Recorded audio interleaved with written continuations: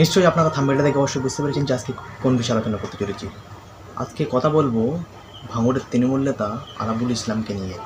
হ্যাঁ দর্শক, আমরা সকলেই জানি ভাঙড়ের তৃণমূলের গোষ্ঠীদ্বন্দ্ব। এই গোষ্ঠীদ্বন্দ্বকে কেন্দ্র করে অনেকেই বলছে যে আরাবুল ইসলাম এবার আইএসএফে জয়েন করতে চলেছে। হ্যাঁ দর্শক, এমন খবর কিন্তু সোশ্যাল মিডিয়ায় ভাইরাল হচ্ছে। আপনারা নিশ্চয়ই কম বেশি জানেন যে আরাবুল ইসলাম নাকি আইএসএফে জয়েন করতে চলেছে। এই বিষয়ে আমরা ফোন করেছিলাম আইএসএফ নেতা বিশ্বজিৎ মাইতি সাহেবের কাছে। হ্যাঁ দর্শক, আইএসএফ নেতা বিশ্বজিৎ মাইতির কাছে আমরা ফোন করেছিলাম।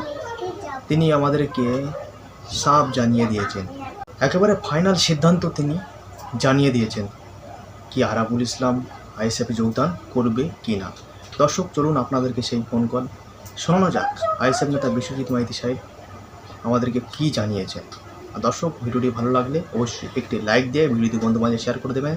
আর আমাদের ইউটিউব চ্যানেলে নতুন এসে থাকলে অবশ্যই চ্যানেলটিকে সাবস্ক্রাইব করে পাশে থাকবেন। আর এই ভিডিওটি আপনারা ঝড়ের গতিতে শেয়ার করবেন। আরাবুল ইসলাম নাকি আইএসএফ এ জয়েন করতে চলেছে, এটা কি সত্য? সোশ্যাল মিডিয়ায় খবর পাচ্ছি।